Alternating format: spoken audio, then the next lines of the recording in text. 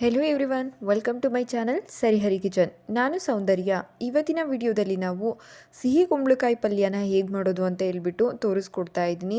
ತುಂಬಾ ಟೇಸ್ಟಿಯಾಗಿರುತ್ತೆ. ದೋಸೆ ಹಾಗೆ ಅಕ್ಕಿ ರೊಟ್ಟಿ ಜೊತೆ ಅಂತೂ ಒಂದೊಳ್ಳೆ ಕಾಂಬಿನೇಷನ್ ಆಗಿರುತ್ತೆ. ಬನ್ನಿ ಆಗಿದ್ರೆ ಹೇಗೆ ಮಾಡೋದು ಅಂತ ಹೇಳ್ಬಿಟ್ಟು ನೋಡೋಣ.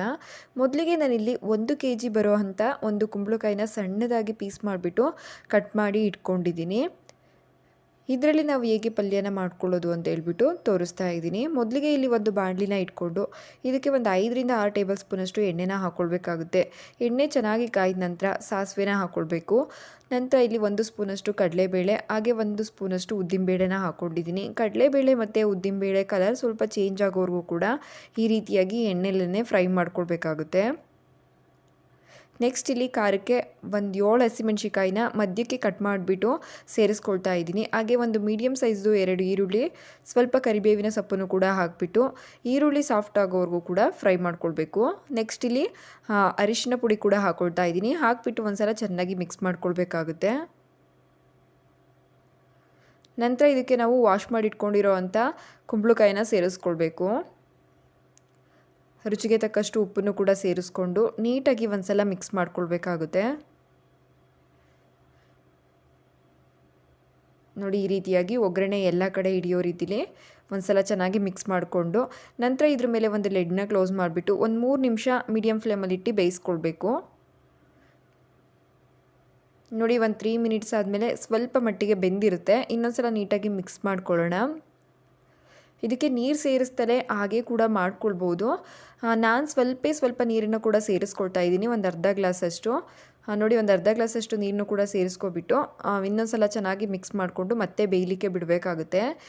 ನೀರು ಹಾಕೊಳ್ಳೋದ್ರಿಂದ ಸ್ವಲ್ಪ ಸಾಫ್ಟಾಗಿ ಬರುತ್ತೆ ಪಲ್ಯ ಅಂತ ಹೇಳ್ಬಿಟ್ಟು ನೀರು ಸೇರಿಸ್ದಲೇ ಆ ಕುಂಬಳಕಾಯಲ್ಲಿ ಬಿಡೋ ಅಂಥ ನೀರಲ್ಲೂ ಕೂಡ ಮಾಡ್ಕೊಳ್ಬೋದು. ನೋಡಿ, ಮತ್ತೆ ಲಿಡ್ನ ಕ್ಲೋಸ್ ಮಾಡಿಬಿಟ್ಟು ಮತ್ತೆ ಒಂದು 4-5 ನಿಮಿಷ ಬೇಯಿಸ್ಕೊಳ್ಬೇಕು. ನೋಡಿ, ಒಂದು 5 ನಿಮಿಷ ಬೇಯಿಸಿದ ನಂತರ ನಮಗೆ ಕುಂಬಳಕಾಯಿ ಅನ್ನೋದು ಒಂದು ಸ್ವಲ್ಪ ಬೆಂದಿರುತ್ತೆ. ನೀಟಾಗಿ ಮಿಕ್ಸ್ ಮಾಡ್ಕೊಳ್ತಾ ನಾವು ಚೆಕ್ ಮಾಡ್ಕೊಳ್ಬೇಕಾಗುತ್ತೆ ಎಷ್ಟು % ಬೆಂದಿದೆ ಅಂತ ಹೇಳ್ಬಿಟ್ಟು.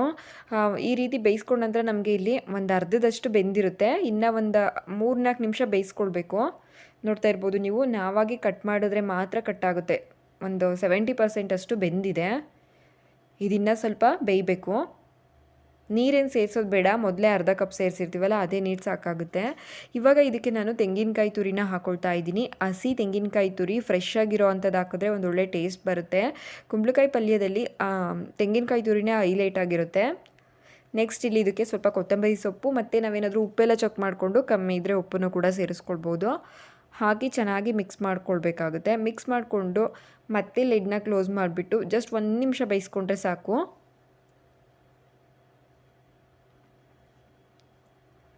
ನೋಡಿ, 1 ನಿಮಿಷ ಬೆಂದಿದೆ. ಇವಾಗ ಕಂಪ್ಲೀಟಾಗಿ ನಮಗೆ ಪಲ್ಯ ರೆಡಿ ಆಗಿದೆ. ನೋಡಿ, ಎಷ್ಟು ಈಸಿಯಾಗಿ ಕುಂಬಳಕಾಯಿ ಪಲ್ಯನ ಮಾಡ್ಕೊಳ್ಬಹುದು ಅಂತ ಹೇಳ್ಬಿಟ್ಟು.